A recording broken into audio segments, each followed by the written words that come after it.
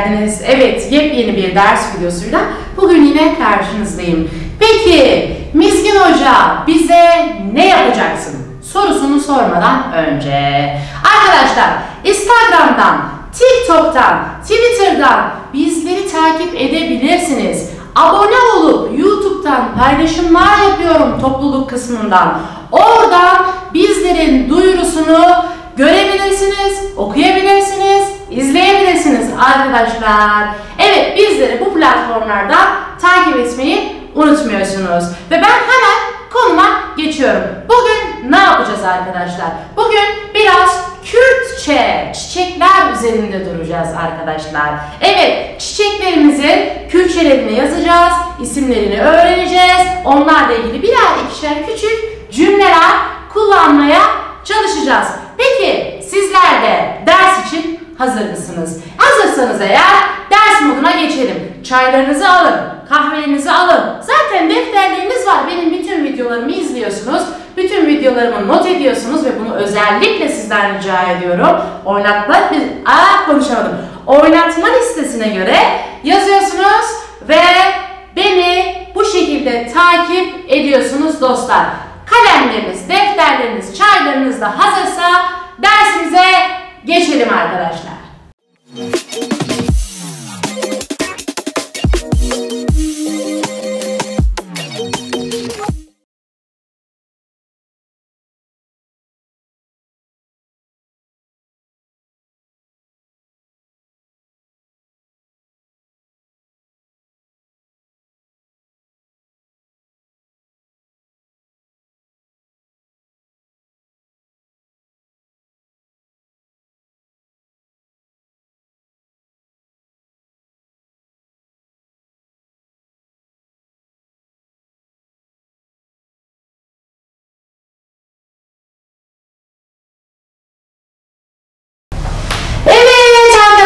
Ne yaptım sizler için? 10 tane Kürtçe çiçek isimlerini tahtama yazdım. Birkaç tane de böyle küçük cümleler içerisinde kullandım. Hep beraber inceleyelim. İnceleyelim ama ufak bir dipnot daha geçeyim.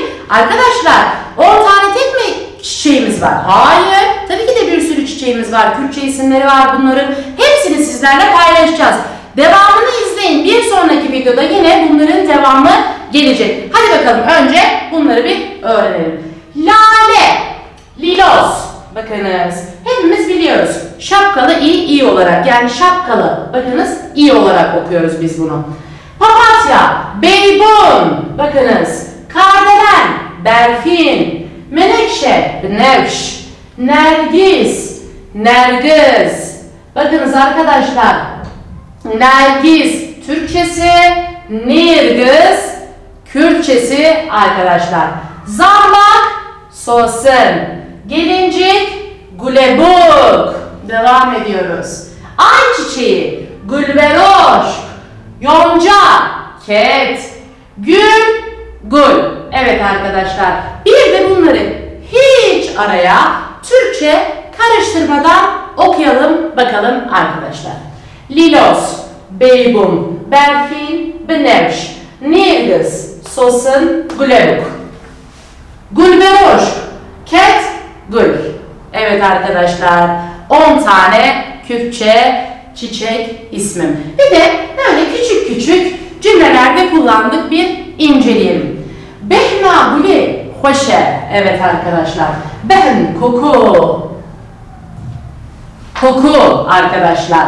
Gülü hoşe. Yani gül zaten burada yazmıştık. Aynı.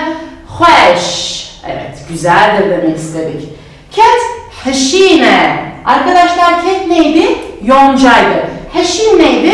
Reklam videomuzdan bunu öğrenebilirsiniz. Tabii, doğal yeşillere heşin derdik. Peki, başka ne vardı? Bir de kesk vardı. Bu neydi? Suni. Yani insan eliyle yapılmış yeşillere de biz kesk diyorduk. O yüzden ket, doğal, yani tabii, doğadan gelme olduğu için heşin kullandım arkadaşlar. Devam ediyorum arkadaşlar. Berfin kulilkek yazılıstaneye.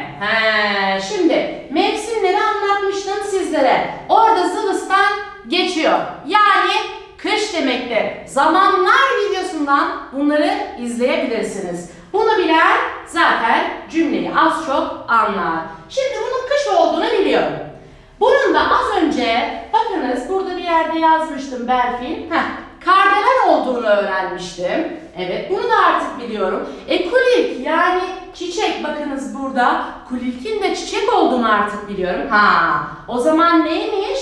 Kardelen kış mevsiminin bir çiçeğidir diyor. Buradaki ek de bir anlamı katardı kelimeye. Şimdi kışın bir çiçeğidir diyor.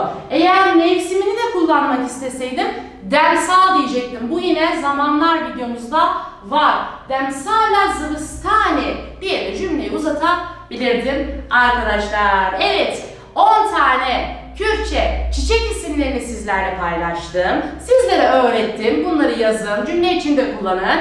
Ne yapın? Yorumlardan da hemen ne yaptığınızı bizlere anlatın. Ben hepsini tek tek okuyorum arkadaşlar. Bizi yalnız bırakmayın ve Türkiye'nin, dünyanın en büyük Kürtçe kanalına, sosyal kanalına, dijital kanalına abone olmayı unutmayın arkadaşlar. Kendinize çok iyi bakın. Instagram, Twitter, TikTok'tan da bizi takip edin. Görüşmek üzere bir sonraki videoda.